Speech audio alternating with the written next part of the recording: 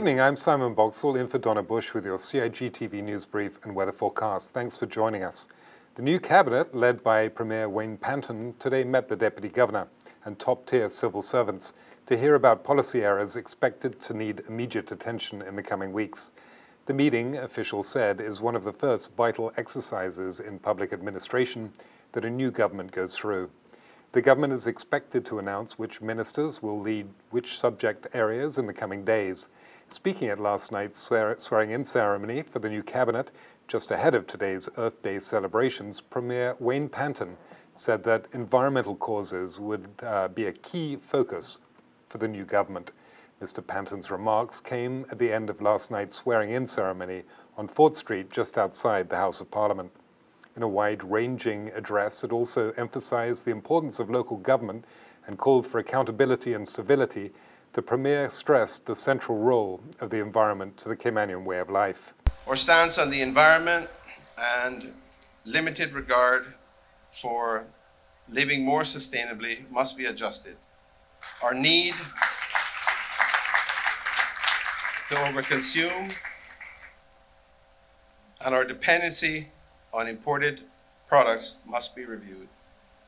Our carbon footprint is too high. Our need is to quicken the pace towards clean, renewable energy, which is essential.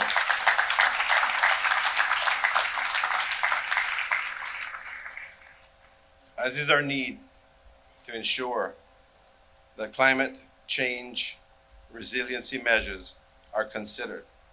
Excellent, thank you.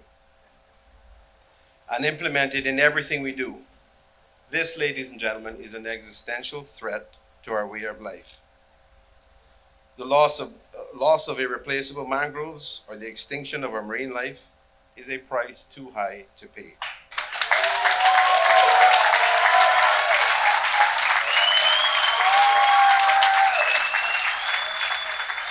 Each generation owes the next generation a moral duty to be good stewards of and minimize as far as possible any harm to this planet we all share. As a famous poem goes, we build on foundations we did not lay. We warm ourselves by fires we did not light. We sit in shade of trees that we did not plant. We drink from wells we did not dig. We profit from persons we do not know. Mr. Panton previously served as Minister of Environment from 2013 to 2017. The theme of this year's Earth Day is Restore Our Earth, Restore Cayman. The Ministry of Environment, in its message today, urged the members of the community to do their part to help restore the Earth. The message pointed to this Saturday's Chamber of Commerce cleanup event as an example of how people can get involved. In our final story, His Excellency the Governor, Martin Roper, used his remarks at the swearing-in ceremony for Parliament prior to the swearing-in of Cabinet to provide an update on the findings of domestic and international observers of the April 14th elections. In addition to a team of 9 domestic observers, international observers carried out a virtual mission to provide reassurance that the election was conducted to Commonwealth Parliamentary Association standards. In their statement of the 15th of April, I am very pleased to say that the spokesman for the local observers confirmed that they had full confidence in the integrity of our elections process. I look forward to receiving in due course both the report of the local observers and that of the CPA. We should carefully consider recommendations for improving the process for future elections. There are some areas that need addressing, including, I believe, election finance, to enhance our good governance. It is my hope that the incoming government will make this a priority in the early part of its term. The Governor again congratulated the Supervisor of Elections and the Elections Office team for carrying out a successful election on a reduced timetable. He noted that they had ensured that even persons in quarantine were able to exercise their democratic right to cast a ballot. Turning to our weather, the synopsis calls for light northeasterly winds and seas across the Cayman Islands for the next 24 hours as a front enters the extreme northwestern Caribbean Sea and weakens. Radar images show no showers around the Cayman area. This evening there will be partly cloudy skies with a 20% chance of showers. Temperatures will fall to the upper 70s. Winds will be northeast at 5 to 10 knots. Seas will be slight with wave heights of 1 to 3 feet. For the latest weather forecast, visit weather.gov.ky. And that ends today's news brief here on CIG Television. I'm Simon Vauxhall, inviting you to join us here again on Friday.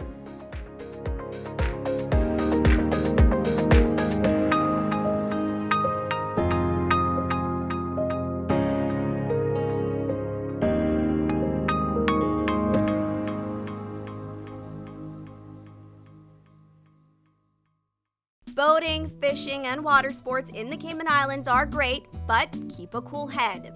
Here are 7 tips for fun and safe sea outings. Number 1. Use a checklist to plan your outing.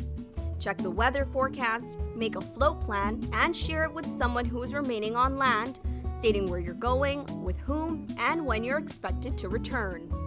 Visit your nearest marine supply store to get your safety gear. This includes signaling mirrors, whistles, and a flare kit.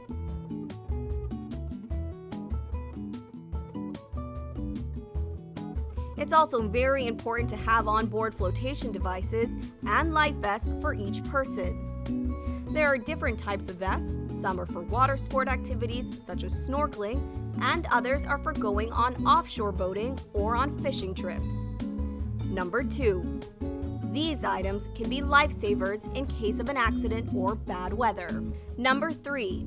Use a motor kill switch, especially if you're boating alone. In case of a leak or breakdown, always stay with the boat until help arrives. If you capsize, an emergency beacon or locator device can send a distress signal to inform the authorities of your location. Larger flares will indicate distress to a boat, airplane, or search and rescue officials. Number 4. In addition to sunscreen, food, and beverages, it would be smart to have a cell phone. Make sure your marine radio works. Cayman boaters use Channel 16 to communicate. Number 5. Also, don't forget your anchor and sufficient rope. Number 6. Boat operators should be familiar with the local waters and reefs, as well as the capabilities and functions of the vessels they are using. Always obey the rules of the sea and the marine environment, and have courtesy for others. Number 7. Alcohol and salt water do not mix, especially if you're the captain. Some useful contact numbers are 911. The RCIPS Marine Base is 649-7710, and the Port Authority is 949-2055. Smooth sailing, all!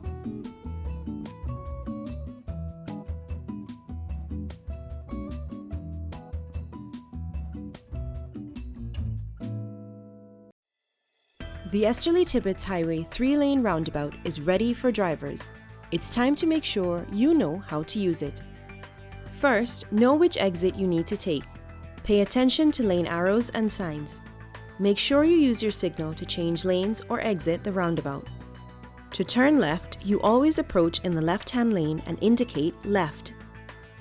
To drive straight ahead, you need to be looking out for signs and road markings indicating which lane to use. Get in one of the lanes marked with a straight-through arrow. If turning right, you must use the right-hand lane and indicate accordingly. To use the roundabout safely, remember these 3 tips. Know your exit, pick your lane, and signal to make your turn.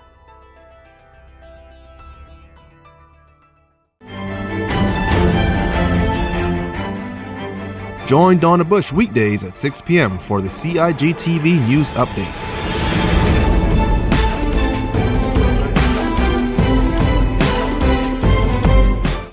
Get the latest on what's happening in government on a daily basis. News Update first at 6 p.m.